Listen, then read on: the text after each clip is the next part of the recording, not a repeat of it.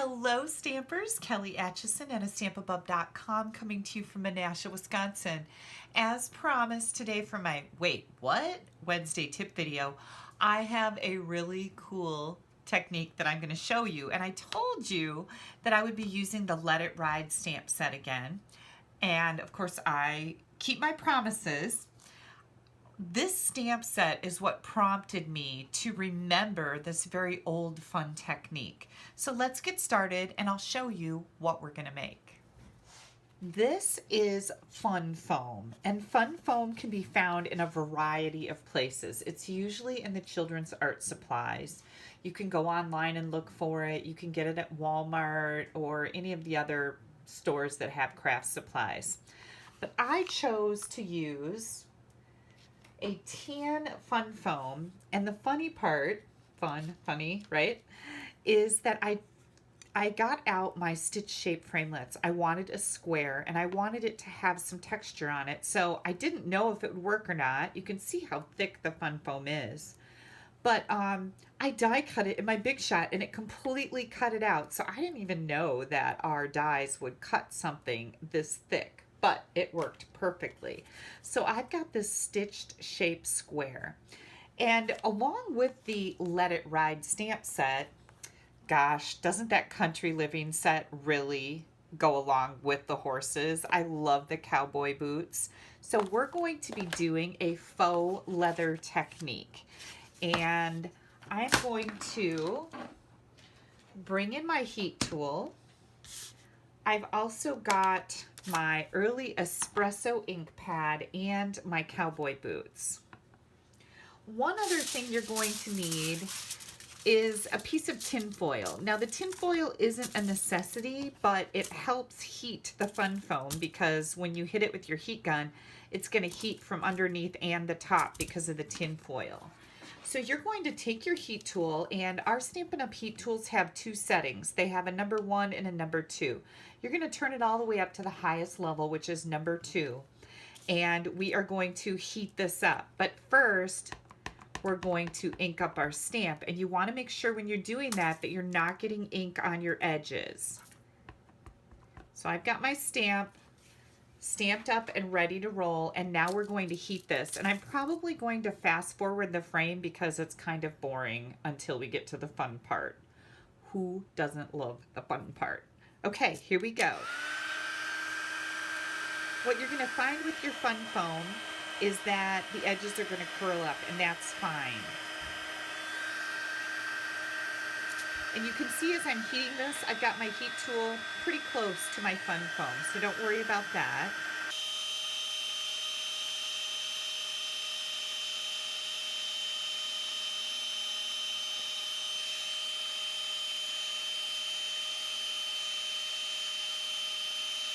Do you see how the edges are starting to curl? That means our fun foam is getting hot enough for the technique. Edges over here are curling. Now you have to move quickly once you shut off your heat tool. So I'm going to switch to my left hand here.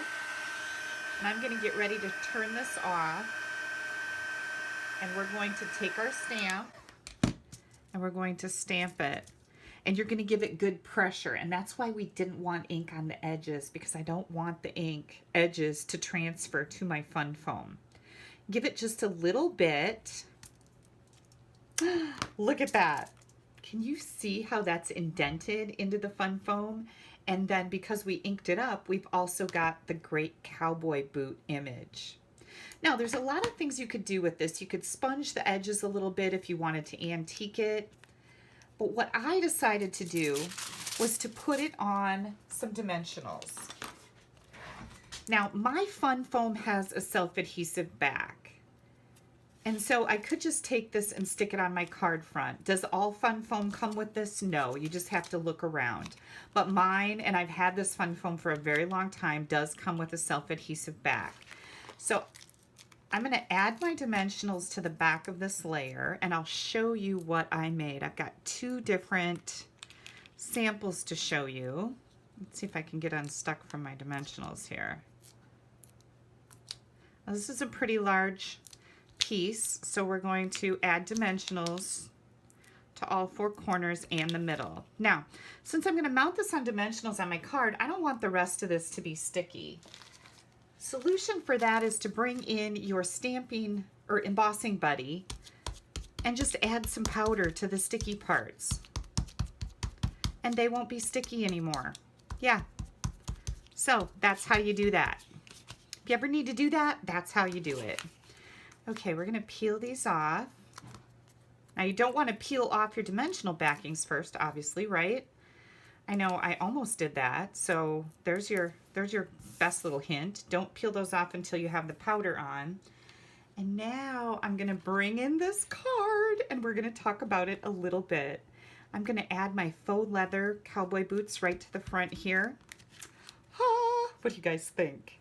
So I used some of our braided linen trim. This is in the Occasions mini catalog. You can do a search. If you go to my website, you'll find an online ordering button in the right-hand column. Just do a search for braided linen trim and this will come up. This is some really fun trim. The ends of it fray, so that's kind of cool. You can do some neat things with that. I put 3 layers or strings of that across a 3/4 inch early espresso layer. This is our Wood Textures Designer Series paper. You've seen me use this plenty of times. This pack is almost gone. But I took and I stamped my horse with early espresso ink right on that Wood Textures background. And then on the inside, I chose to stamp the trees from the Let It Ride set. Now my idea for this card is to use it as a general all occasion card for the men in my life. And I thought it would also make a great get well card. So I'm going to hang on to this until I need it for somebody in my life that may have an operation or, you know, get sick or whatever. Isn't that terrible that we're waiting? No, I'm not waiting for people to get sick. But should I need it, I will be able to then stamp a sentiment, get well in here, or I can just write on the inside, get well. So this is a Night of Navy card base that I used. The other thing that I wanted to do here was I wanted to stamp, ooh, I put them away already. I wanted to stamp the trees on my envelope so that I have something attractive to mail my cards in. And I'm using our Very Vanilla envelope because it goes along with the inside Very Vanilla layer. And I've got the navy blue card and I also made another one. So let me show you that one.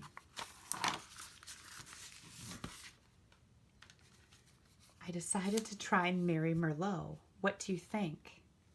I love these masculine colors. I love the pop of like burgundy on here, but I really like the Night of Navy one too. And remember, when we're making man cards, you don't want too much fluff, right? All right, you guys, this is faux leather. I think it turned out just so good. I did do a little test run with the horse and I stamped it on some of my blue fun foam. So you can also cut your images out. You could certainly cut these cowboy boots out if you wanted to, but I just thought they looked neat on the stitch shape framelit.